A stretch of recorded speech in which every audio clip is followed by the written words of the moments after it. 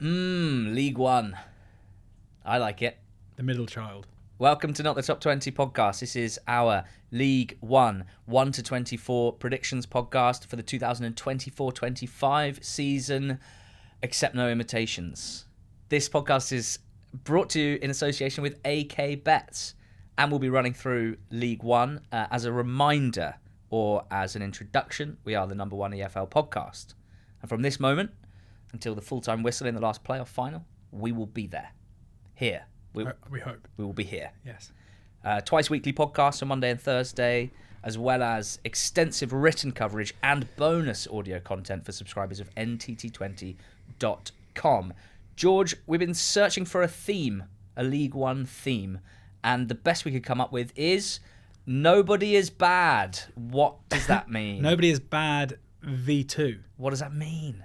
Well, last year we sat, not here, but somewhere else, recording our 1 to 24s, and we were both like, no, I just can't really, there's just a group of teams from like 14th to 24th where like they could finish in any order.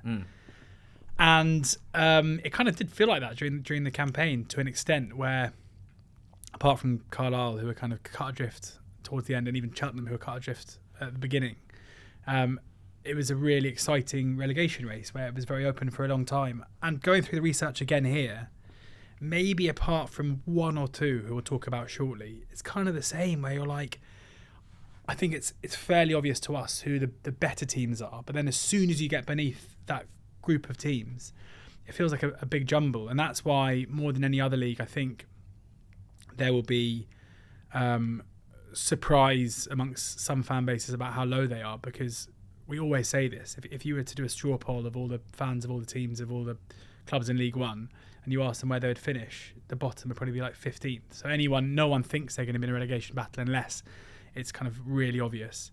But in League One this season, I find it very hard. There's a team who I think we've got in 17th, 18th, and 17th, and 16th and 15th, where like my notes were just really positive. Positive, but bottom half. But like I was like, this feels like a really good campaign for them to kick on. So what I'm saying is I think it wouldn't be a massive surprise if the team we've got in 18th, 17th, 16th ended up finishing way higher than that. But we've got to put them in order somehow, haven't we? Cool. Yeah. Yes. Absolutely. George, new season for us and a new sponsor for us in AK Bets. They'll be sponsoring the 1 to 24 podcasts, famously and obviously, but also the betting show throughout the season. Yeah, delighted to be announcing a season-long partnership with AK Bets, who'll be sponsoring the 1 to 24 shows and the betting shows for the remainder or the duration of the season. They are relatively new as an operator in the UK and Irish betting scene. You can find them on Oddschecker and other places there. Great guys, really happy they're supporting us. They say they've been listening to the podcast in previous years, so hopefully that's true. And the great thing for us is, not only to have their support, but also they're a slightly smaller team, I guess, than who we've dealt with in the past. And that should mean that over the course of the campaign, we'll be able to do some innovative promotions with them, where we'll be able to chat to them before the betting show and see how we can work together in order to give our audience the best betting experience with AK Bets. So make sure you go and check them out. Really excited to be working with them, and thank you to them for their support. Into the predictions, and starting with 24th. As a note, last season, only one of the 4 teams that we predicted to get relegated were relegated. And this exact team were predicted to finish bottom of League 2 last season. And here they are in League 1. Crawley Town, George, bottom of League 1 for us. What's funny is that I would hate to go back and listen to our summary of Crawley last season, because I think it would have been quite angry and quite accusatory, and then they went and delivered promotion. Yeah. This time I think it's very different, where like... Are you not angry or accusatory? Only with you.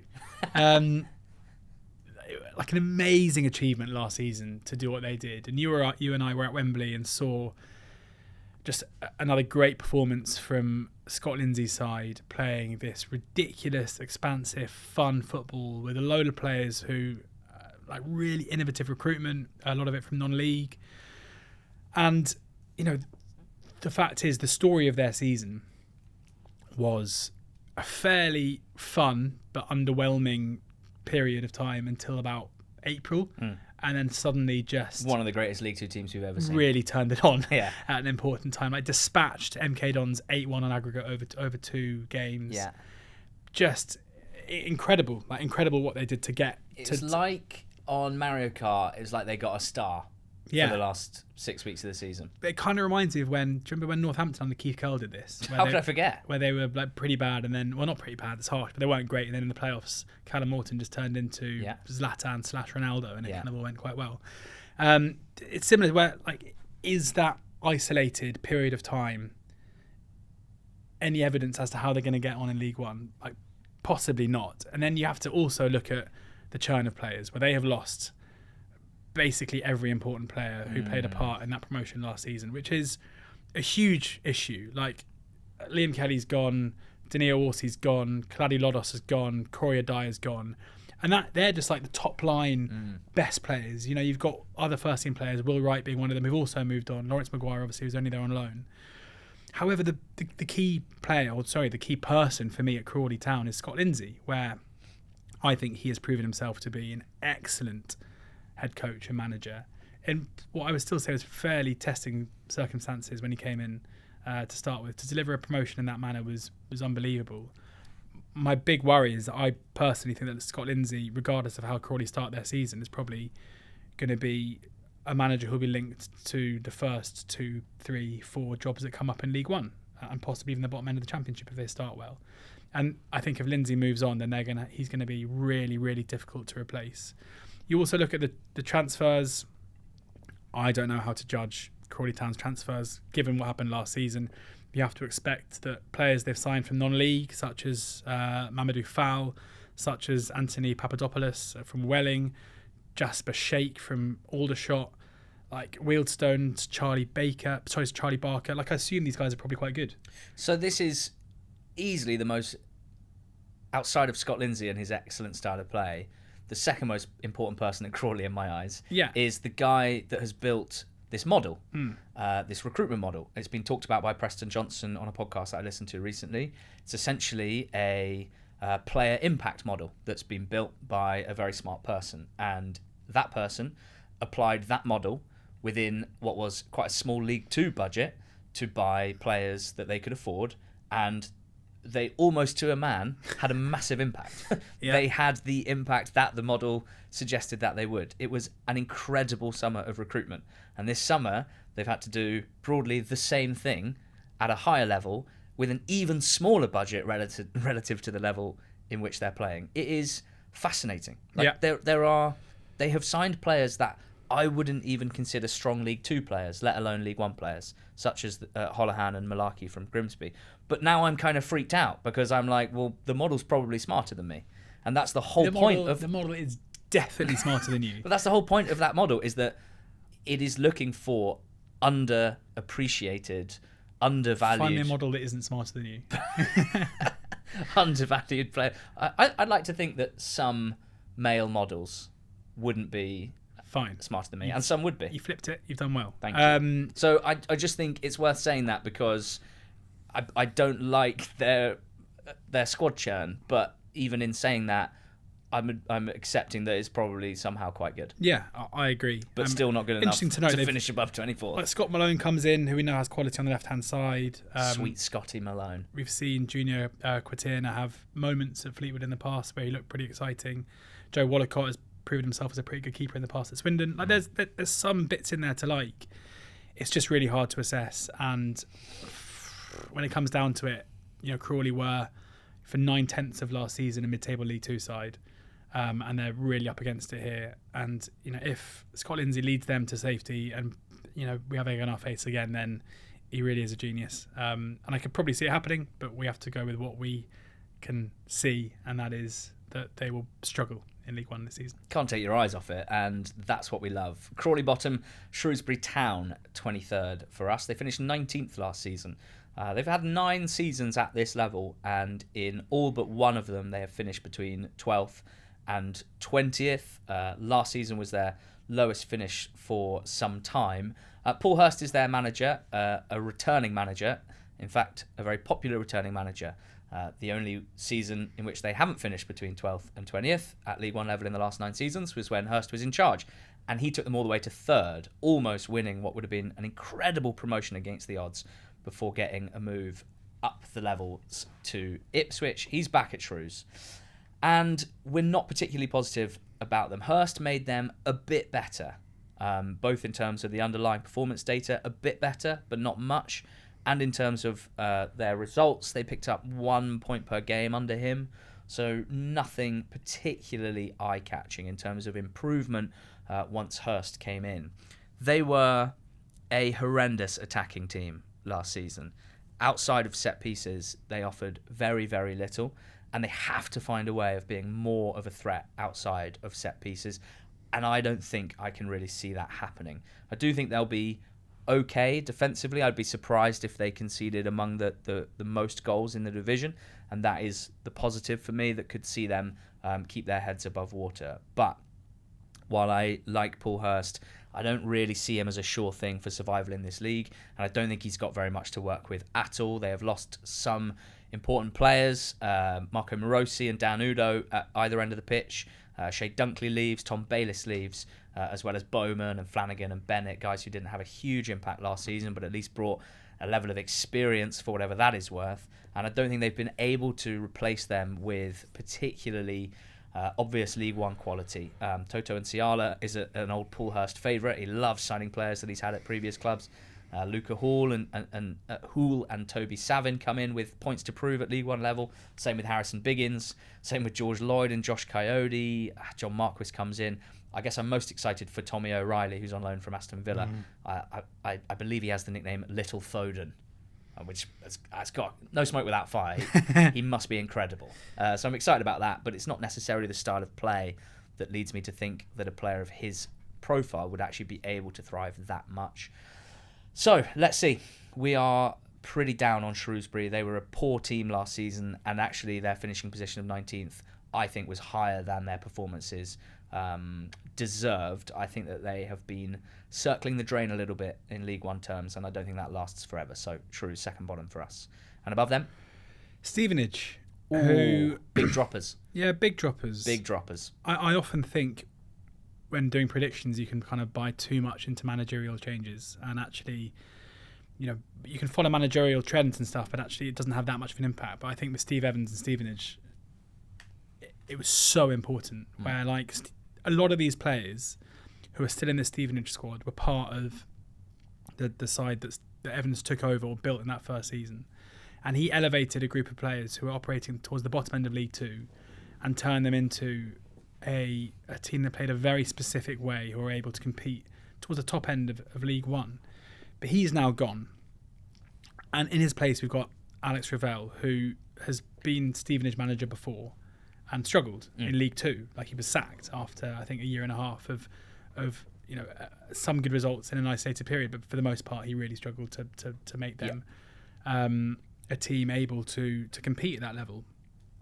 I was pretty surprised to see him appointed to take over from Evans. I don't think there's any evidence to suggest that that there's anything but a massive drop off from Evans into Ravel, and therefore they, in my opinion, will probably revert to type. And if they're to revert to type, I think this is a bottom end League One squad. If you look at the squad so far, so if you look at the squads in the league, I think they're towards the bottom end. Van Kooten, I think, is a big loss. He's been basically ever present from their merry march out of League Two into League One and their good season last season. I think Dan Kemp would be, in my mind, a good signing for most teams in League One. However, his arrival here kind of suggests to me that we're going to see a shift in the style of play, where if you're going to play the way that Evans played, albeit I guess Kemp would quite enjoy just picking up the loose balls on the edge of the areas they're headed away, but bringing in a technician of his side, someone who needs the ball into feet, who's very, very good, who takes a lot of shots, might mean that we're going to see them move away from the style that Evans played, which I think would be a mistake, because they're bred to play a certain way. So I really fear for them. I think a big drop off is on the cards. I think that Evans was basically if you look at what happened when he came in at Stevenage and where he's left, like, he was the reason why that all happened, and he's no longer there anymore. And when you have really important, almost revolutionary managers for a team's success that leave, it's often followed by a period of difficulty. So I don't really see any reason why Stevenage would be anything but worse than what they were last season. Not expecting a revolution. That's the thing about him, isn't it? You never know what you're going to get with Yeah, any more? Cambridge, 21st and relegated. They have finished 20th and then 18th, and we have them going back down to League 2 after that amazing promotion under Mark Bonner a few years ago. Gary Monk is their manager. He picked up the pieces left behind by Neil Harris. We barely knew you, Neil, said the Cambridge fans after he came in, won some games, and then left for Millwall. Gary Monk's in, and results were pretty poor after Monk came in. They only won 2 of their last 15 games last season, and bizarrely, they both came over Easter weekend. 2 wins on the Friday and the Monday, basically completely out of nowhere. Surprising victories, very much the exception rather than the rule of Cambridge at the back end of last season, and that's what kept them up in the end. They've got a core of existing players that are still there. I don't happen to think it's a very strong core of quality League One players, and I don't think the additions are that eye-catching either. So, Vicente Reyes is the lonely goalkeeper. Kel Watts and James Gibbons will reinforce the defence. Corey Smith and Gary Gardner are experienced midfielders who've played most of their career at a higher level, and I'm just wondering whether they're still going to be able to impact the game in the way that Gary Monk maybe thinks that they will. We will see. Taylor Richards has tons of quality, but hasn't been able to show that for many years now. Ryan Loft up front and Shane Lavery, I don't think are going to be huge difference makers for a Cambridge side that I would be surprised if they are a team that creates a lot of chances. They've lost no one massively important, I would say. Quite a lot of fringiness is gone. Jack Lancaster's gone, Ryan Bennett and Ghassan Ahadme as well. I just don't think the level of the squad is good enough, and I don't personally think that Gary Monk is a manager that I think can help this squad punch above its weight. Each year, George, in League One, with 4 relegation spots in particular, there are what I call gravity relegations, where you've managed to avoid gravity for a couple of years and then it becomes too strong for you. And I think in the case of Shrewsbury and in the case of Cambridge, those two, for me, look like potential gravity relegations. And now we get more positive. Or do we? Not sure Exeter fans would be thrilled about dropping from 13th to 20th, but that's the reality that we see for them. I mean, it's hard to be positive about them because you look at the players they've lost, and that the spine of their team is just kind of gone. Yeah, the same thing happened the year before as well. Yeah. And they did all right. Can't keep happening, though. No, well, I know. Sinisalo was an inspired signing from Villa, who was such an important player in goal for them last season, and he, of course, has moved on. He's actually gone to Celtic, I think, now, hasn't he? Has he? Yeah. Amison, Jules and Hartridge, 3 centre-backs, a lot of minutes between them, all gone. Carroll in midfield, gone. Like, that is, it's your defensive spine of your team has been totally gutted, and that's a team that weren't great defensively anyway. It's a big, difficult job for Caldwell in order to rebuild that. Getting McGuinness in up top is one of those signings where, like, on the face of it, everyone's like, yeah, a bit of quality, bit of physicality up top. I don't think he's a particularly good League One striker. Yes, he may be able to win some headers and put himself about up top, but I'm not entirely sure that he's there. And then you're basically looking at a lot of loans for their quality in the side, and they're hard to assess at this stage. Yes, they were mid-table last season. Again, like, underlying numbers suggest that was a bit not necessarily accurate. I do like Tristan Camara. Seems like a player that's very highly rated at Brentford, who they've got on loan, who's linked to some Championship clubs and clubs at the top end of League One previously, that I think everyone's very excited about. And I think Caldwell deserves a lot of credit as well. Like, he's someone who's come into a difficult environment. It feels like expectations and reality are often somewhat split at Exeter, where they're not seen to be a club by many who should be struggling at the bottom end of League One. But I think budget-wise and squad quality-wise, that's kind of where they are. So I quite like the way that the club, I feel like they're quite a level-headed club. I think they understand their reality in terms of budgets, for sure. So I guess I'm not sure it's a difficult environment for Caldwell. I think it's difficult. I agree. Relative to the level they're playing at, it's a difficult job. But I actually think Exeter's strength, and why I think that despite everything they will be able to stay up, is because I think they are quite level-headed in their decision-making and they're not rash. I'm definitely not saying that he's put in the difficult environment by deluded fans or anything like that. All I'm saying is that, as you mentioned when I said this, like the perception from Exeter fans will be that they're not particularly happy being labelled as 20th. That they should be doing better than that. And I think, personally, if Caldwell keeps them up, he's doing pretty well, given the players. If you look at the players that Exeter have lost over the last 2 years, it's unbelievable. Like, so much talent has moved on. And, you're looking, I guess, at Mitchell in terms of someone who they've retained, who's proven himself to be capable at the level to be a very good attacking player, but generally still out injured for a good few months as well. And there's, Ali came in January and looked really sharp, but again, you're looking at a player that's just made a step up from non-league in order to offer quality in League One. It's going to be hard for them, I think. I think it's going to be difficult. Yeah. So we've got Burton Albion in 19th. They finished 20th last season, and everything you thought you knew about Burton Albion. Tear it up. Tear it up. Tear it up. And brew something different. That's what they've done this summer. If you've not been keeping tabs, the end of the Ben Robinson era. Ben Robinson having been Burton's North Star, owner and chairman for many decades. Someone who built what was basically a regional non-league club into a football league club, a club that reached the championship, that stayed in the championship, a club that has done pretty well to keep itself at League One level, with an owner that was prudent with the finances rather than splashing the cash. But that's come to an end. Enter the Nordic Football Group, a consortium of mostly or potentially entirely Scandinavian people, I don't know all the names, who have some interesting footballing background between them, with some involvement at different clubs across Norway and Sweden in particular, who have a lot of ambitions for the club and have been able, George, to pump quite a lot of money into building an entire new squad. And that's because, compared to last season, pretty much every Burton player that played last season has been moved on and won't be involved, barring 2 or 3, and they have got a whole new squad and a whole new manager in the dugout. I'm excited by it. I think this is the first step in what's going to be a very different Burton Albion. It's just how this first step goes. It's going to be interesting. The fact that they've... Kelly Clarkson, wasn't it, said? The first step is the hardest? First cut's the deepest. Cat Stevens. Something like that. Cat Stevens. Sorry. It's... and then I think covered by... Kelly Clarkson. No. Shania Twain? Really? I'm miles off it here. Might be the wrong cover. We'll get there. Mark Robinson's the manager. Sheryl Crow. Okay. Always get those two mixed up.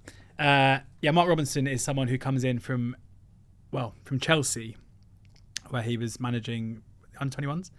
And I think he... it's a bit of a coup to bring him in. Like, he's someone who managed AFC Wimbledon before that, very much London-based. And for him to buy into a project and leave Chelsea and go to Burton Albion. And actually, I'd say the fact that all these players are buying into what Burton Albion are doing... we don't know the money involved is pretty significant, especially Elliot Watt choosing to sign there very early in the summer, when I would have thought he'd have other suitors in League One too. But I think we're going to see a massive shift in playing style and the way they're recruiting, with Watt being one of those, Billy Bowden being another. Like, they're going after technically gifted players. And Robinson's Wimbledon played a really attacking, expansive, exciting style of football. Whether that translates to results in the short term, I'm not entirely sure. Like, it's a whole new team, a whole new manager, a whole new playing style, new ownership and everything. It might be too much change too quickly. I hope that the owners of Burton are not expecting to go from being 20th in League Two to suddenly challenging at the top end off the back of one crazy summer of recruitment. It takes time. But if I could choose one club to have a season ticket at next season, if I wanted to see loads of goals, I think they'd probably be the ones. I think it's going to be absolutely crazy. Really eye-catching new era at Burton Albion, and we are predicting a rise of one place from 20th. All of that work for one, but it'll be a very different Burton Albion. I mean, I think if they can stay up the season and they do seem to. It sounds counterintuitive when they've signed 20 new players. I do believe that they have, that they're not just going like, we're buying a team to win promotion this year. I think there is a long-term Yeah, for sure. plan. I So agree. it's also included a hell of a lot of But also, early like, change too. So fascinating. To take over a team who finished 20th and buy a whole new set of players and implement a very different style of football while staying up is hard. So the first cut is the deepest. Rod Stewart did a cover. Yeah, no, yeah. And Cheryl Crow. Yes. And Papa D. I'm really annoyed I said Shania Twain now. And Keith Hampshire. So, on my brain from her exploits at Glastonbury this summer. What a complete waste of time that was. Yeah. Northampton we've got in 18th. And George, I'm interested to know what you think about this Cobblers side. For me, there's... The Brady bunch. Yeah, the Brady bunch. I believe in Brady. And that's why, for me, they are a few points clear of relegation, despite the fact that I am concerned at what they've lost in the form of quality loanees Mark Leonard and Kieran Bowie, and quality contracted players Sam Sherring, Sean McWilliams, and to a slightly lesser extent, Louis Apperet. They've done a few bits and bobs in the transfer market, some of which I like. Cameron McGeehan, I think, will be able to step up and make an impact off of goals from midfield that they didn't really have last season. The striking options of Tom Eaves, Callum Morton and James Wilson, I don't know. I just don't know. I think that Mark Leonard could be one of the biggest losses of a player in the EFL this season, because it's easy to forget that he wasn't just there last season, he was there for the season before for their promotion too. So he was a loanee, but he was there for 2 years, which is longer than most players play for a permanent club consistently. So him gone is massive, and I think for Birmingham this season he'll prove himself to be one of the best players in League One. So that is a big issue. Sherring also, I agree, is a massive loss. Like, I think it's kind of par for the course to lose some key players when you're in Northampton's position. A season after promotion, your best players get cherry picked, and that's frustrating. I like what they've done though, personally. Like, I think that McGeehan is definitely a really astute signing. Someone who we've seen at Colchester last season show that he's still got it and he's fit. He's someone who I think has easily got the technical quality to be playing in League One, even if he was playing for a poor Colchester side last season. I think if Callum Morton is going to hit the heights of his previous career, Callum Morton. This is where he's going to do it, where he was the second time that playoff campaign has been mentioned in our recording. Yeah, some sort of Zlatan Ibrahimovic Ronaldo hybrid, Correct. I think is what you called him. Yeah. Back in the promotion campaigin. Where he just... I've never seen a player dominate a playoff campaign more than Callum Morton did since probably, Liam Kelly maybe put paid to that in May. Tom Eaves is someone who I think is way better suited to this than what he's been doing recently in the Championship. I think playing for a League One side who are going to be direct, who are not going to have the ball very often, suits him perfectly, and I think he's still technically better than most target men that you're going to see playing bottom end League One. And I think John Brady deserves a lot of credit. He had Northampton at points last season dreaming of breaking into the playoffs, and that's off the back of 2 consecutive really good campaigns in League Two. High ceiling for me, Northampton under Brady, and high floor. High floor under... Mate, if you don't understand the ceilings and floors trope, just don't use it. That's my thing. High floor. You've got a few that you like to fall back on, so just high, robust don't overextend floor. yourself. No, it's fine. It's like he's an Aussie. It's like those houses on stilts. The stilts houses. I think Cobblers will be fine, right. Albeit I agree that there are some holes in their squad after the summer. Now we've got Reading in 17th. Reading finished 17th last year. However, on points accrued without any deductions, they would have finished 15th. I'm really interested to know your thoughts on this one. The important context here is that Reading have and are continuing to be under the ownership of Dai Yong, but without anything concrete, without anything official, and with a hope in my heart, it looks like there will be a change of ownership at Reading. And once that happens, the football club can return to operating like a football club and can start to look upwards. Until that is rubber stamped, it is still a concern, and it has impacted what they've been able to do in terms of squad building.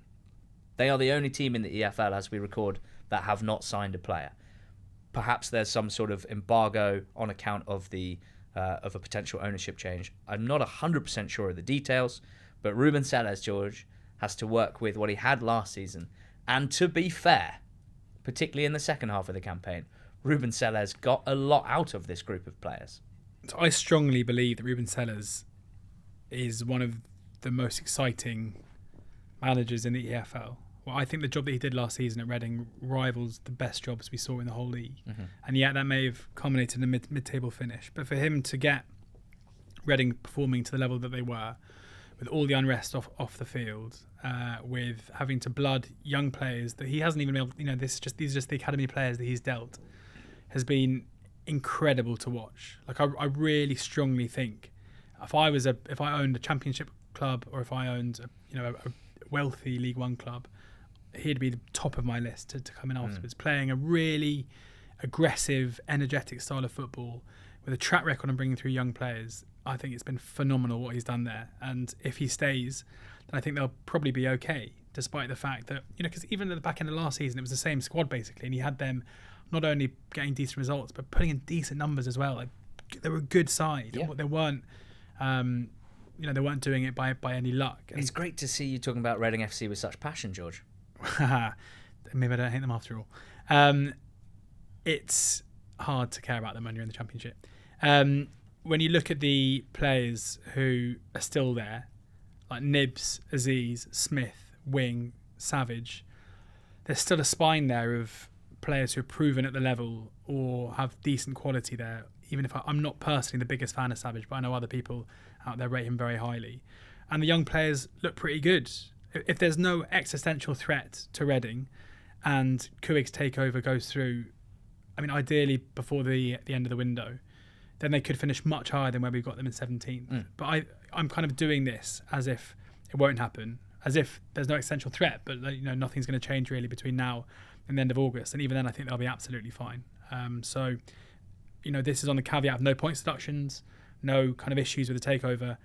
I think, treating 17th as a base with a lot of room upwards if they were able to get the takeover done and bring in some new players. Yeah, with the exception of Carlisle, who finished bottom, the three teams that came up automatically from League Two in the 22-23 season all went fairly well last season in League One. Gives the impression that strong, consistent, winning League Two sides who keep broadly the same core and the same manager find it fairly straightforward to rise above a relegation scrap in their first season at the level. It brings us to Mansfield, who had a fantastic campaign in League Two last season, winning automatic promotion under Nigel Clough. And they have largely taken a continuity approach, which makes a lot of sense. It's partly because they had built a very big squad and they didn't have many players out of contract anyway. So there probably wasn't a load that Mansfield could have done. They've largely kept it the same. They've got a lot of options in all areas apart from wingers, so we can expect a diamond formation from Clough or a 3-5-2. They're a team that can win games in a lot of different ways based on their League Two season last time out. They can mix it up, they can build possession, and they have ball players such as Louis Reed at the base of midfield, but they can also play more direct, and they're happy to do so, and they have the striker options, both with a bit of size, a bit of speed. They've got a bit of everything. I'm really excited about the signing of Keanu Bacchus, who comes highly recommended from Scotland as a central midfielder who should, at this level, be able to offer real tenacity, real ball-winning ability. He's got over 15 caps for Australia. I think maybe last season wasn't his best over the last 3 or 4 years, but hopefully he can find the new energy at Mansfield, and is someone that we expect to be an excellent signing for them. They've also signed Lee Gregory, a wily old poacher, who'll probably finish chances if they create them for him. Deji Oshilaja and Fraser Blake Tracy, who very much fit the Nigel Clough mould of versatility. This is a guy who plays the player with the number 9 squad number at right back, Jordan Bowery, who plays Lucas Akins, also nominally a striker, anywhere he wants. And he really values that versatility, and I think it's the team's strength. They've lost Ollie Clark. Lewis Brunt was a key loanee for them last season, but overall, it's a continuity approach. So 16th, the reason we haven't got them higher, for me, my concerns are, A, at different points in the last few years, with Clough in charge, they have occasionally had spells where they've looked really open defensively and not particularly comfortable, especially defending the counter-attack. And they're going to they're just going to be more tested at this level. They mostly sorted that last season, but it's still a lingering concern for me. And then the second one is players that were key players for them at League Two level, I'm not sure are necessarily going to be game-changing players at League One level. Keylor Dunn is the obvious one. Excellent player, scored some brilliant goals last season. I'm not personally sure that his style and profile is one that obviously translates up to League One level, and their other attackers are, as individuals, not game changers, in my opinion. The good news is they're generally a team that attacks well and isn't reliant on individuals. So I think it'll be a strong reintroduction to this level for Mansfield. 16th is where we've got them. Yeah, next up, this is the first team. Well, I mean, Mansfield are one as well that I was kind of positive on. We had to have low, but Wycombe in 15th. We're in the middle of the none of these teams are bad. Correct. Era. Yeah, all my notes on Wycombe are really positive. We got them 15th, lower than where they finished last season. Wow, it's annoying. What a league! But I just want to say to Wycombe fans, you might finish better than this. One of the best 15th place teams we're likely to ever see. I loved the way that their season progressed last season, where I thought early on in the campaign they were really poor. I thought Matt Bloomfield came under immense pressure. He looked like he wasn't necessarily up to it. The style of football he was trying to implement didn't necessarily work. And, the Kuig stood by him and allowed him to learn on the job, which we don't necessarily always see. And he did exactly that. As he worked with a group of players, he developed the way that he wanted them to play, and he found a method to win games. And that was, by the end of the season, they had no interest in keeping the ball whatsoever. But they were effective going forward. They were really strong defensively. And I think we don't see that often enough, where managers are especially new managers, are given time to acclimatise and probably change the way that they think they want their team to play as the realities of football management become more apparent. When you look at their squad this season, Chris Farino is a loss. There's no denying that. And then they had some key loanees and Potts and Taylor who obviously move on. But I actually kind of like what they've done, where they've gone out and they've recruited for that way to play. I think Udo coming in, if he's fit, will offer them a really nice, pacey goal-scoring threat.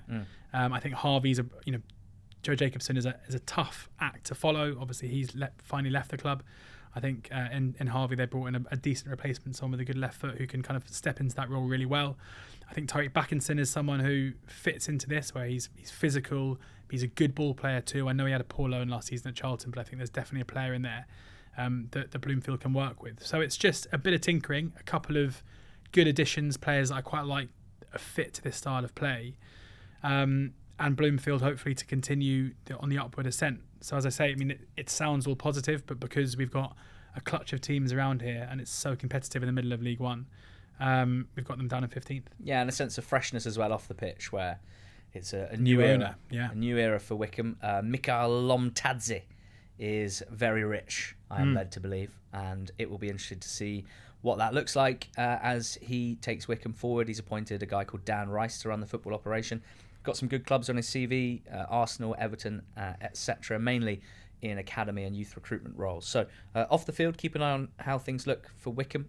On the field, let's see how Matt Bloomfield does as their manager this season. We've got Leyton Orient above them in 14th. They finished 11th, having won promotion the season before, and it was a solid campaign from them. They were certainly a very competitive League One team. Struggled a little bit at the top end of the pitch to be a consistent attacking threat. I really like Richie Wellens. I like this Leyton Orient squad. So the theme continues of clubs and teams that we are broadly positive about that we have still in the bottom half of this League One renewal. So particularly excited about a fit Dan Adji, who missed most of last season, but when he came back, he looked really at home as Orient striker, and I'd be excited if he can be fit and firing for the whole season. I'm certainly excited about Ollie O'Neill, the left winger, who they brought in January from Fulham and had an immediate impact, a young player who looks like a really quality, efficient attacking player. The midfield looks relatively strong with Brown and Warrington, who's come in this summer with an academy player called Obiero, and Ethan Galbraith as well, all 23 and under with some nice qualities, hopefully helping to fill the gap left by popular loanee El Miz, now of Oxford United, Idris El Mizouni. They've lost Ruel Sitiru as well, who was a good goal scorer for them and a versatile attacking player. And it's just at the top of the pitch where my concerns are strongest. It feels like one or both of Charlie Kellman and Sonny Perkins are going to need to be pretty good and provide goals, or at least a lot of quality at the top of the pitch. I'm expecting them to be decent out of possession, decent defensively, but I'm just not sure about them getting to that next level as an attacking force, and I think that means that they'll stay in the tepid embrace of mid-table in League One. Leyton Orient 14th for us, above them Wigan Athletic. Yeah, big season for Wigan this, and I think 13th may not. I think they'll have ambitions to finish higher than this. They're back on a level playing field, having really navigated their way well out of a difficult situation last season. Nicely done. Thank you. Did I navigate my way out of it well? I don't think I did. With the points deduction last season, and I think Sean Maloney comes into this campaign with loads of credit because he did very well in order to do so. I think the perception was they were going to really struggle, and they got themselves out of it pretty quickly. The thing is, we're recording this at the beginning of August, and right now, Sam Tickle, Charlie Hughes, and Thelo Asgard are all Wigan players, and that is huge. Like, if that's going to remain the case, I think with Tickle they'll be fine. With Hughes, I mean, he seems to be the subject of some pretty high level interests for quite a lot of money. I mean, if those three were to stay, that is massive and a really important continuity. 3 players who I think are probably championship level players at the very least. And then the way they play the loan market is really fun. You know, Ramsey from Liverpool, Hugill from Manchester United both come in and are very highly rated. Rankin showed at Exeter last season that he is very fun. I mean, just like incredibly quick. Incredibly quick, and I imagine that at Wigan he's going to be given a much more attacking role than at Exeter, where he was kind of used as a wing back, despite not really showing any defensive tendencies whatsoever. And Silko Thomason from Leicester too, who seemingly is really highly rated. It feels to me like this is the first team he's spoken about who their loan business, like they've looked to the loan market and been like, this is where we're going to really make sure that we nail it, and they kind of look like they may have done. A smattering of quality in there. Can be volatile, the old loan market. Really can be. Williamson and Sibic come in at the back, which is some nice additions. Sibic obviously a very good ball player. His heading numbers are probably the worst I've ever seen in a defender. just refuses to head the ball. I think he's got like 40% win ratio. But then Amerson, he'll just come in over Sibic and just nod it away, so it's fine. So yeah, it feels like it's been a turbulent time for Wigan Athletic.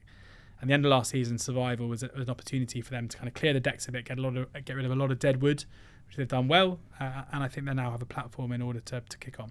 Right, great. Bristol Rovers, 12th, a rise of 3 places from 15th. Last season they ended the Joey Barton era. They started the Matt Taylor era, and the Matt Taylor era started pretty badly. Bristol Rovers' results at the back end of last season were very poor, and their performance data was very poor. So, to what extent do we say, well, Taylor inherited Barton's squad and a bit of post-Barton mess, and it wasn't easy conditions for him, and the squad needed some turnover, and don't worry about that. It's a completely fresh, clean slate. That's basically the biggest question here. Is it a clean slate for Taylor, or is it concerning that when he came in, he wasn't able to have an impact at all, really, when he first came in? We shall see, because it's a manager that we broadly rate and was able to build something pretty impressive at Exeter over the span of a couple of seasons. Quite a lot of business this summer. They've lost Anthony Evans and Sam Finley, some technical quality in midfield. They had some decent loanees last season in Harvey Vale and in Cox, the goalkeeper. But they've made some good front-footed additions. I'm really excited for Isaac Hutchinson, who I think was a really quality attacking midfield player in League Two. Played for a Walsall side that didn't necessarily give him the platform to really show off at that level, but I think he can step up well. Josh Griffiths in goal should be a nice addition for them. Rule Sitirio and Promise Omakere with some goal threats, some nice additions at fullback as well. So to me, it's a really fun squad. It's the sort of squad that I'd like to manage on Football Manager.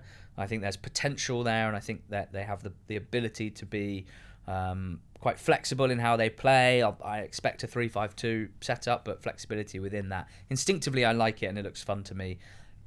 Am I convinced it's going to be really good and a winning football team, consistently so, straight off the bat? I really have no idea, and I think that is reflected in the position of 12th in the table for Bristol Rovers. But I think quite a high level of variability here. I could see them finishing a lot higher if it all goes well. I could also see them finishing lower if Taylor doesn't have a firm grip on things and they need to make a change. That would be interesting.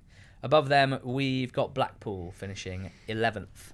Yeah, I mean, last season felt like a bit of a fall from grace for Blackpool, who I think coming into the season we thought, Neil Critchley back, he'll deliver. Well, he delivered the first time. Simon Sadler, the owner, once seen as being, obviously he took over from the Oystons and was a saviour for doing that. I mean, there's in May this year, kind of the news broke that he's facing big legal proceedings, which you don't think can necessarily be a particularly good thing for a football owner to be doing around insider trading charges, which is a concern you have to think for the club. And it was there for the taking last season. Like those last playoff spots in League One were, you got an Oxford side who snuck in, having been really poor for quite a lot of the campaign. Lincoln, who were nowhere near it for a lot of it, nearly marching in late on. And they were unable to take the initiative and get the results needed in order to force their way in, despite probably having the best squad and the most settled squad to do so. They've lost Karamoko Dembele, who I think is a championship player who was playing for Blackpool last season. When I look at their recruitment, obviously they've gone and brought Jordan Rhodes back in on a permanent, who had a great season there last season and is a good addition. I'm amazed they've gone in for Ashley Fletcher, who I don't think has really ever shown that he's capable of being a player at this level. You want them to be doing a bit more, don't you? I want them to be doing a bit more, but I just want to give them a shake. But there's also like, I think just a feeling of unrest there now, where like I think quite a lot of the fan base are kind of done with Critchley. And if things don't start well there, I think that could get quite nasty quite quickly. There's the issue with the owner as well.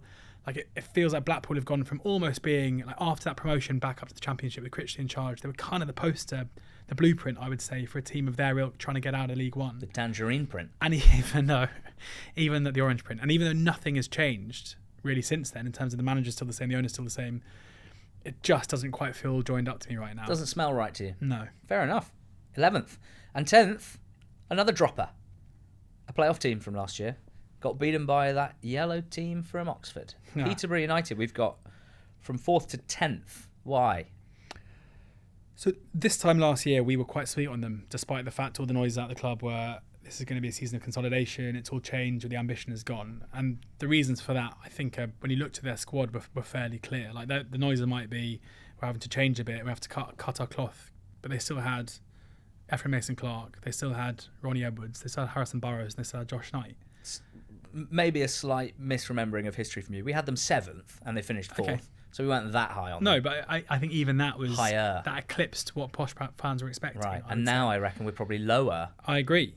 I think losing those 4 players, all of which, one has gone to the Premier League, 2 have gone to the Championship. Like they are. Josh Knight's gone to the Bundesliga. Yeah.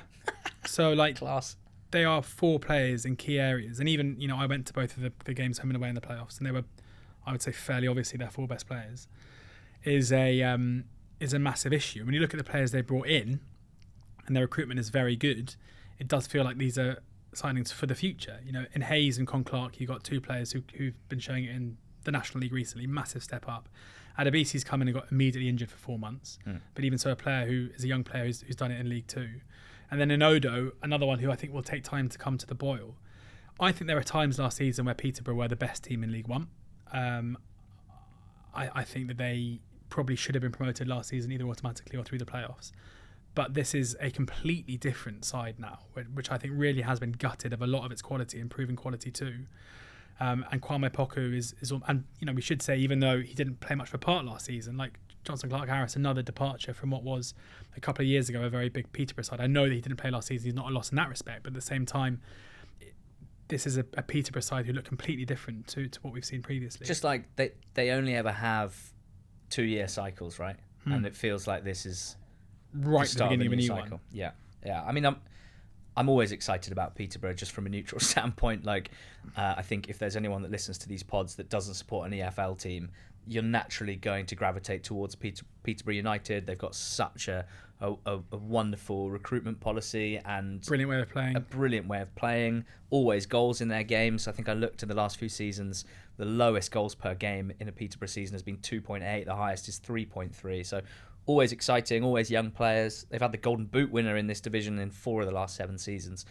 But I think that we are struggling to see that with the turnover this summer, whether they will have the consistency and the sort of sturdiness, I guess, to to play with the Sharks, shall we say. So, into the 9th place team now. Wrexham. Wrexham, who have won back-to-back promotions from the National League all the way into League One. Wrexham, who are probably the most famous team in the EFL in some ways over the last few years. So, a lot of knowns about Wrexham. Phil Parkinson is their manager. From their team last season, they've really only lost Ben Tozer, the centre-back, and they've added permanently Arthur Okonkwo. I think this is in my top 5 favourite signings in League One, potentially the whole EFL. They have the ability to attract players that most League One teams cannot attract, both due to sort of financial and just general excitement reasons. And I think Okonkwo fits that bill. I can't see many League One teams attracting Arthur Okonkwo. He's a young goalkeeper that made a huge impact for Wrexham on loan last season in an area where they really needed it, and now joins permanently someone that I could easily see being a Premier League goalkeeper in the future, and it's a great pickup for Wrexham. Lewis Brunt, similarly, won promotion from League Two with Mansfield last season. They've got him on a permanent deal, and I like the signings of Okonkwo and Brunt and Seb Revan as well, even George Dobson, who's a little bit older, because over the last couple of seasons they've bought a lot of peak age and in some cases post-peak age players, and I think actually for Wrexham they need to turn the squad over the next 2-3 years or so. This is a good start in terms of changing the age profile and the potential of this squad. Now they need to build a squad to star at this level and beyond, rather than what they've built already, where they were too strong for the National League and then League Two. Now, why no higher than 9th? I actually think the way that they play under Phil Parkinson makes it harder for their really good players to thrive once you get to around this level and beyond. Most of the touches are for the centre-backs and the wing-backs, and they all play quite a lot of long balls, and I think the real quality players struggle to get on the ball enough, really, to have a really high ceiling at this level. A lot of their attack generation comes from the wing-backs, so that group of players that includes Luke Bolton, Barnett, Mendy, James McLean, Seb Revan, there's a real onus on them to provide attacking output, and I'm not sure at this level they are all standout names. So for me, like some of the stars of the last 2 years, like Paul Mullin, like Elliot Lee, James McLean, George Evans, too good for the level below, no doubt about that. But for me, maybe hitting their level now, and I don't think that they are going to be challenging the top 6 of this division yet. I'm absolutely sure that they will be, and they certainly should be in the next couple of years. Much better than the worst teams I'm expecting Wrexham to be. Probably not quite as good as the best teams. Into the top 8, we got Barnsley. They finished 6th last season, had a real drop-off towards the end of the season, went into the playoffs with a caretaker manager, having sacked Neil Collins, and promptly lost in the playoff semis to Bolton. Interesting managerial appointment. Darrell Clarke, a complete removal from Barnsley's managerial appointments from the last 5 years or so. They have kind of Duffy, a little bit. A little bit Like success at lower levels in the EFL. Yeah, no. Let me rephrase. Almost a complete removal of their recent appointments over the last 5 years. Outside of Mike Duff, those have mostly been either managers from overseas or managers without much first-team experience. Darrell Clarke has lots of experience. They've also made a removal in their recruitment policy. Conor Harahan and Mark Roberts have both rejoined the club. They were both part of an excellent Barnsley team from 2016, 2017. They are the first players over 30 that they've signed since James Norwood and before him Matt Mills. So a change in recruitment policy. They're trying to add experience in the playing squad and a bit more experience and perhaps experience of the level in the dugout as well in Darrell Clarke. What is that going to look like? I have absolutely no idea. They've lost some quality in the form of Herbie Kane, Liam Roberts, Nicky Cadden, Jordan Williams, John McAtee's loan has ended, Devante Cole has gone. It's quite a lot of the team that they had last season, but they are still left with some good players. Adam Phillips, Luke O'Connell, Corey O'Keefe, all strong players for the level, I think. And Clark has good central defensive options for what I expect will be a 3-5-2 shape. Good midfield options as well. Just at the top of the pitch where I'm just not really sure at the moment. Cosgrove will be a target man for them in terms of who's actually going to score the goals. Max Watters really needs to step up looking at the squad at the moment. One young player that I'm really excited to see more of is Fabio Giallo. I'm hoping this is the year that he bursts onto the scene as he has some really eye-catching highlights in the youth team. I find Barnsley really difficult to predict. In crude terms, I think Clark is an upgrade on what they had before, and that's enough to keep them in the playoff conversation for me, but just not entirely sure how this is going to look overall. 8th place at Barnsley. What about 7th? Lincoln. Finished 7th last year. Just to miss out on the playoffs again. Michael Skabala came in last season and did one of the most incredible mid-season jobs I've ever seen, albeit there are 2 coming up in the Championship pod that were quite good as well. He took over a side in mid-table in League One, who looked like they were coasting towards a bit of a nothing season, and then went on this incredible run of wins that put them right on the brink of the playoffs. And again, it wasn't a flash in the pan. He made them really solid defensively. He made them a threat going forward. The addition of Joe Taylor in January was inspired. He was such a big part of it. Taylor's gone, and I would say that my one concern is around goal scoring, where they don't really seem to have a natural goal scorer like Taylor in their ranks, albeit I'm sure Skabala and Lincoln will hope that Freddie Draper, who was so good on loan last season out at Walsall, will come in and have more of an impact than he had at the back end of last season. Rob Street also comes in, who's a physical striker, albeit not one that I expect to be particularly prolific. They've lost 2 massive players. Lasse Sorensen moves on, and Lucas Jensen moves on as well. These are 2 guys who have been really important to Lincoln over the last, certainly last season. Interesting to note, they brought in 3 goalkeepers to replace Jensen, none of whom have played loads of football. I'm assuming that George Wickens is probably going to be their number 1, who was on loan in Scotland last season, who comes in from Fulham. 6'5" imposing figure, but we don't know much about him. But what I would say is, despite losing those 2 players, I really like what they've done, bringing players in. I think Tom Bayliss, listeners to the pod from a long time ago, know that I'm a fan of Bayliss, know that I think that Bayliss at Shrewsbury was a terrible fit under Steve Cottrell. I think here he'll be in a much better environment to showcase his technical attacking tendencies, and I'm sure he'll be a big part player for them, especially with Ethan Ahahan still there, who will be able to dominate midfield as you saw him do in the back end of last season. And then just a smattering of players at great ages have already shown in League Two what they're all about. I think JJ McKeon and Dom Jeffries, both just really smart additions, players who'll offer a bit of quality, who'll continue to progress at Lincoln, again, who are 22, have their best years ahead of them. And then I mentioned Ahahan, but also Paulie O'Connor still at the club, who's been linked to a move away.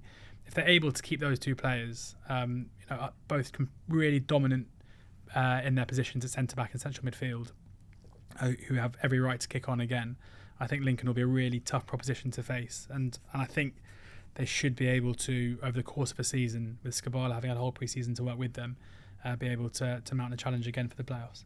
Yeah, I think if you're not a fan of a League One club and you're listening to this, if you'd be what are you doing? If you'd be looking for a club to follow, for example, or maybe you are from outside the UK and you don't have an EFL club, but you think you'd be ripe to take one on. I think Lincoln could be a really interesting club to follow if you're a fan of teams that operate in an interesting way, in an intelligent way, who build squads in in a sort of mid to long term outlook, while also, to my eyes, being one of the best at communicating with their fans, explaining their decisions, explaining why they don't do some things that fans expect or want them to do, and really sort of getting through to them. Then I think this is probably the team for you. They've got a really exciting group of players between sort of 20 and 25 years old. They've got a group of Irish lads in Sean Rowan, in Dylan Duffy and Jack Moylan, who I think are all really exciting and could come on again this season. Lots of young strikers as well. So for me, I think it's easy to get bogged down on who they've lost this summer. But I think you as well have decided to basically believe in the club and in the trajectory of this club over the specifics of players coming in and out this summer. Both. I like the club. I like the business. There you go. 7th. Again, Lincoln. Above them, we've got Charlton in 6th. This is a big riser. Big old riser from 16th last season.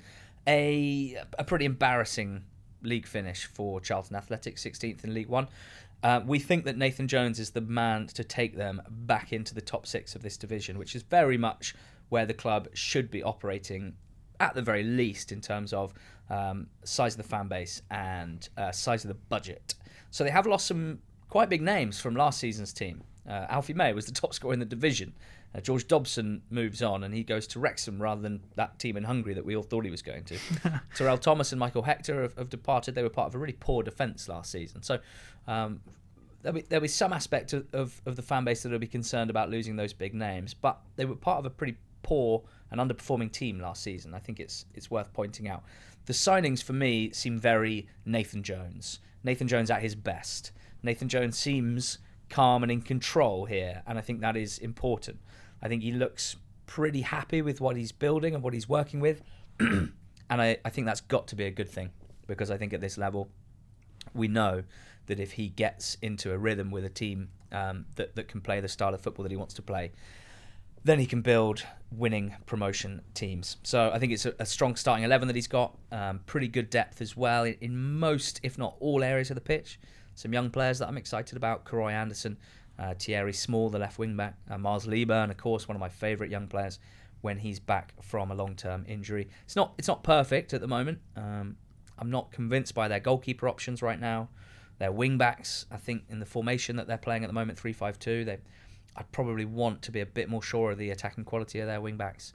But I'm hoping we see a really intense out of possession team that can also play through the thirds, can also dominate and play good technical football too, like Luton's teams, or rather Jones's Luton teams, when they played in League Two and then in League One, winning back-to-back promotions. So we are mostly buying into Charlton and Nathan Jones to the tune of a rise of 10 places and a 6th place finish and the playoff lottery. Hey, 5th place. Big stance here from the Notty boys. Well, I was going to say quickly, AK Bets do have prices on top 6 finish in League One, and Charlton are 13-8, so perceived as having a less than 50% chance of finishing in the top 6. Okay. Stockport County, 5-2. Okay. Big price. We've got them 5th. Yes, we do. Yeah, I think the Stockport echoes of Ipswich last season. Like a team who's... I mean, the only difference is they actually won League Two, but they were a team who were so good, and over 2 years, so good in League Two. And I think that in Dave Challoner, they've got a manager who has... I mean, his track record is ridiculous, and albeit a lot of it is in non-league, he's never finished a season outside the playoffs. Ever. Yeah. He's won 7 promotions. That's good. Only one of those from the same league, where he got Hartlepool and then Stockport out of the National League. Wasn't happy with how he had done it with Hartlepool. Just wanted to do it again. Yeah, and he's won back. He's won back to back. Well, not back to back. He's won 2 promotions with Stockport now, and he's built a phenomenal side. And I think their transfer business has been really fun. Where they've kept. I mean, they've lost a lot of minutes, but I'd say they're generally minutes that they would have been happy to lose. And the players that they have brought in are just players who are, again, like Lincoln, in their early 20s, who've shown already an aptitude and some talent, and they're coming into an environment which would be perfect for them to go and excel. Fiorini, Lewis Bate, Jay Mingy, Jaden Fevrier, these are all players who I think are destined for really big things. They've gone into a great environment where we saw Louis Barry last season, who'd struggled at a couple of loans, come in at Stockport and suddenly show himself to probably be the best attacking player in League Two. Rumours still that he might come in at Stockport, which would be a massive advantage as well. I also think, there's a lot made of Wrexham's wealth and how they're kind of coming in and possibly going straight to challenging again in League One, which they might do. But Stockport have deep pockets as well. And even though I agree with you that Wrexham's business so far this summer has suggested that they are getting smarter, I think Stockport are really clever with their recruitment and the way that they do things. Also, their style of play, and they're not a team who look to, who need to have 65-70% possession in games, who have dominated in that sense. They are attacking, they're robust, they're very, very good at creating chances against any kind of team. They've had no issue in doing that. So, yeah, I think Stockport have a part to play in the promotion race in League One this season. I wondered if you'd say the word Ipswich. I did. Because in my notes it says, this is all about how brave we want to be. It's not quite Ipswich, ... but this league isn't quite the championship. Could it be? Yeah. It could be. Interesting. Stockport, we're really, really hot on. 5th place finish, fresh out of League Two last season, straight towards the top of this level. And now a really strong-looking chunk of 4, all of whom have designs on automatic promotion, starting with the team that propped up the championship last year, Rotherham United. We've got them finishing 4th. All change, really. Certainly not expecting much of a relegation hangover. Steve Evans doesn't do hangovers. That's for sure. He is in charge, again, back at Rotherham where he had great success previously. This is a manager who has had a fantastic impact at basically every team that he has managed. Not all of them, but almost everyone, and particularly the last two teams he's managed in Stevenage and in Gillingham has had a great short-term impact on their on those clubs. And I think we expect Rotherham to be very competitive and up there. Did a lot of business early. Steve Evans doing what he does, really. He knows exactly what he wants in every position of the pitch in order to play the type of football that he wants to drill his teams to play, which is broadly very effective.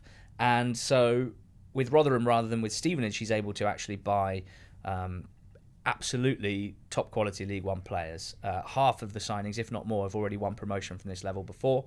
In goal, Cameron Dawson comes in. Big gloves to fill. Victor Johansson, such a great shot stopper for them over the last few years. But I think between Dawson and Phillips, they've got two good options. Joe Rafferty and Sean Raggett come in, having just won promotion with Portsmouth. Zach Jules from Exeter and Reece James are versatile left-footed defenders. Joe Powell from Burton, Sean McWilliams, sort of good League One contributors from existing League One sides. He's brought in some sort of basically like sergeant majors for the dressing room in Liam Kelly and Alex McDonald, neither of whom I expect to play very much, but who will bring a lot of experience and set the standards in the dressing room. Johnson, Clark, Harris, previous Golden Boot winner at this level, previous Rotherham United player, will lead the line. They've got others that have come in, Joseph Hungbo, Isopa Osong, who's a loanee from Nottingham Forest. Everything was done pretty early, and I like what they've added, and it's very clear to me how this team will play. Even some of the guys left over from last season's poor campaign, I think are good League One players, the likes of Rathbone and Humphreys and Tiehi and Nombe and Hugill. I have a very clear idea of how this is all going to work. So I don't really have an answer for why we don't have them in the top two, other than we think the other teams have higher ceilings, I think. Yeah. With Evans' style, at Stevenage we saw a pretty pronounced drop-off in the last few months of the season both times. It is a taxing style, I think mentally and physically. So maybe with Rotherham's better players, better squad, that will be cancelled out. But I would be a little worried about a drop-off in the second half of the campaign when teams are more used to coming up against this side. We shall see. Rotherham in fourth. Third, Huddersfield Town. Terriers. I think because so much has been made of Birmingham this season, who we haven't spoken about yet. Spoiler. It's kind of been lost that Huddersfield also come down with a pretty good squad. Yeah. And a lot of good players. And then Mike Duff, a manager who, Swansea fans will definitely disagree, but he's certainly proven himself at League One and League Two level to be very good. And this, in my mind, is his easiest job by miles. Like when you consider what Charlton Town were when he took over, a promotion from League Two and then into sustainability in League One wasn't expected at all. Mm-hmm. When you consider what Barnsley was when he took over, where all the noise from the club was, this is, having to scale back a bit. We're not expecting anything this season. It's season consolidation and build again. And he took them into the playoff final. And I would say we're very unlucky not to win promotion that season. Swansea was no doubt about it, was a bad fit. But at Huddersfield, he's now coming into, for the first time, one of the highest budgets in the league, one of the best squads in the league. And I would be so confident that he'll deliver on that with no airs and graces about the style of football or the way he has to play. At Swansea, he was obviously encouraged or told to play a certain way to try and keep the ball. He said so in his interviews, despite his biggest strength being his out-of-possession work and the way he's able to drill a team. They've lost key players. Jack Radoni is clearly, he shouldn't have been playing in League One. Sorba Thomas has been an important player for them in the past, but hasn't really done it recently anyway, so I don't know how big a loss that is. And there are two players I think they brought in three players. It's just really smart. Herbie Kane is someone who he knows well from Barnsley, someone who can just dictate from the middle of the park, dominate midfields really strongly. And I think him alongside Anthony Evans, who is one of those players for Bristol Rovers who's been a really good player in what has been an underperforming team. I love the balance of those two, and I think they'll give both energy and quality into a Huddersfield midfield, which is exactly what Duff will want. And then Sorensen as well, another player in from Lincoln, kind of fits that mould again. You want energy and quality, do you? Yes. Lasse Sorensen. Exactly, and he's the same, a standout player for a Lincoln side who haven't always been great when he's been there. So a smattering of like really proven League One quality going into a squad that's full of good players anyway. I think they will be really solid and really strong, and I'd be surprised if they weren't at least in contention to return to the Championship next season. But we have them finishing beneath Bolton, who finished third last season. We think second this season. There's one very easy way of justifying it, which is something we've said a million times, is that up to this point, Ian Everett's managerial career is one of constant progression and improvement, starting with Barrow and then with the job that he has done with Bolton. They've always finished higher than they have the previous season. They couldn't have been much closer to promotion last time out, finishing third and just missing out on the automatics and then losing in the playoff final. Now, that playoff final defeat at Wembley might end up being quite important. The fans felt so let down by that. They really felt like the team's performance on the day was massively under par when they needed it to be strong. And I get the sense that there is a chance, if the season doesn't start well, that the fans will broadly make their minds up that something needs to change, and that will be, in their eyes, a change of manager, a change of formation, a change of approach. I don't know how likely it is that this will happen, but my concern is if that negative energy takes hold early, if the fans are getting impatient, I'm not sure how Everett will handle that. And I think it could be quite incendiary, shall we say. So that's the concern. But overall, I believe they have the quality to overcome that and actually to start the season very strongly and to be, from the off, one of, if not the best team in the league. That's what I think Bolton can be. They've lost Paris Magoma, who was an excellent loanee last season. They've added Claudio Lolos. They've added Chris Farino at the back. I don't think they needed revolution or tons of changes. I don't think many of the fans would agree, but personally I'm pleased that they haven't just ripped it all up. And I've heard about a few little tactical experiments in pre-season just to mix things up a bit in the final third. I'm hoping that Lolos provides a bit of X factor, which he did for Crawley, and I'm expecting a lot of goals from Aaron Collins, who scored at a pretty decent lick after joining in January. So it's a squad I don't see many big gaps in. I think it's a style of play that I believe in ultimately, and the gauntlet is laid down for Bolton to go one better, to keep that progression going and win promotion back to the Championship after a crazy decade or so at the football club. Which leaves us with probably, I think, the biggest story in the whole EFL at the start of this season. Oxford. Maybe we're in the Championship now. How good will Birmingham City be? It's so hard to equate this, and I think if we're going to be honest, me and you would have loved, from a narrative point of view, to not have put Birmingham top, because you're sticking your neck out. And they're, AK Bets have them 2-1, so stand out, top price in the market, 2-1 to win the league. So again, 33% chance of winning the league. But I think we would be, it wouldn't be genuine to sit here and not think that Birmingham City have the best chance of all these teams to top the table, and that's because just ridiculous investment for the level. Like, firstly, an amazing squad to start with, right? So it's easy to sleep on, because they got relegated last season because they were so poor. It's easy to sleep on what they've already got and what we expect will still be there to start the season. Sanderson at the back, Buchanan and Laird as fullbacks, Miyoshi, Siriki Dembele, Tyler Roberts. Like, this is a group of players who a year ago would have had no thought about playing in League One football, probably never playing for League One football ever again. Wow. And yet here they are, they're still there. And then you look at the players they brought in. I'm personally not sure about Alfie May in terms of a signing. Like, I guess if he plays a lot of football, he'll score a lot of goals. It wouldn't surprise me at all if he is replaced by another striker signing at some point coming up. But Mark Leonard, as we've already spoken, not the worst thing to have in the squad. No, for sure. 20 plus goals for 3 seasons in correct. a row. And Mark Leonard is, as I've said earlier, I think will be probably the breakout player in League One this season. If I was to price up a market of League One player of the season, I think Mark Leonard would probably be my favourite. And then they've spent millions of pounds on foreign talent. And I'm not going to sit here and pretend that I know much about Willem Willemsen or Clara or Emil Hansen, but, they look pretty good. They look like their pedigree is pretty high. I kind of trust Birmingham to get this right. I'm not entirely sure why, but I do. Yeah. And then Chris Davis, their new manager, who is probably the key to all of this, because there'll be people listening to this saying, you haven't learned from Sunderland, you haven't learned from Ipswich. You know, the managers that took over or had the first seasons down for them were Paul Lambert and Jack Ross. Like, I think Chris Davis comes with a pedigree in terms of being Ange Postecoglou's assistant at Spurs, his previous coaching experience as well. He feels to me more of an ilk of a Kieran McKenna, of someone who's going to come in with fresh ideas, look to play a certain way that will suit a technically gifted bunch. And this is absolutely that. I mean, we also have a month left of the window. So, like, what else are they going to do? I assume they're going to spend more money, bring in more quality. Jordan James is still there now, but you have to anticipate he's going to leave. If he doesn't, then I think he will be the best player in League One next season.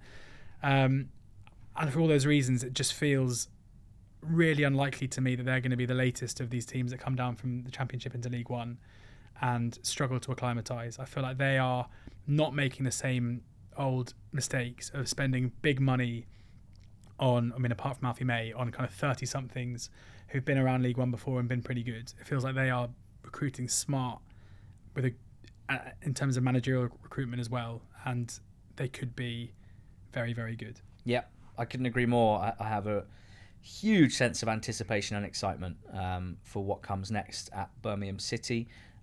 So many individual players that I'm excited to watch. It would genuinely take too long to go through them all. And it's not just the new guys, as you mentioned. There's a lot of existing players that I think with a bit more confidence and a bit more coherence from a manager could put together a really strong season. So I guess stretching for concerns would be early teething issues, the difference in level, a pretty big change in playing style, and a very expansive playing style that will ask a lot of the players both in and out of possession.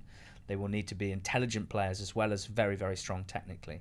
And then just the manager, right? Just unknown in terms of how he will handle various aspects of senior management which test any individual. There's a lot of expectation, and that comes with pressure, and that can make it hard to perform for certain people and certain personalities. So we will see how he gets on, how they get on. Not many teams have bounced straight back up after Championship promotion. I think in the last 5 years, it's only Hull City and Rotherham, but perhaps no one ever has been able to do what Birmingham City have done in terms of flexing financial muscle. We think it leads to a title. Birmingham, number 1 in our 1 to 24s for League One. Thank you for listening to this. I hope you enjoyed it. Let us know what you think on social media. We're at NTT20 pod. Also, if you have any questions for us, we are going to do a 1 to 24 extra. Yes. A bonus podcast. And it's for paid subscribers of NTT20.com, and it'll come out on the morning of Friday, the 9th of August. You can ask a few questions that we will tackle. It's basically going to be me and George arguing about teams that we didn't agree on. So it'll be worth a listen. That for paid subscribers of NTT20.com, you can sign up today.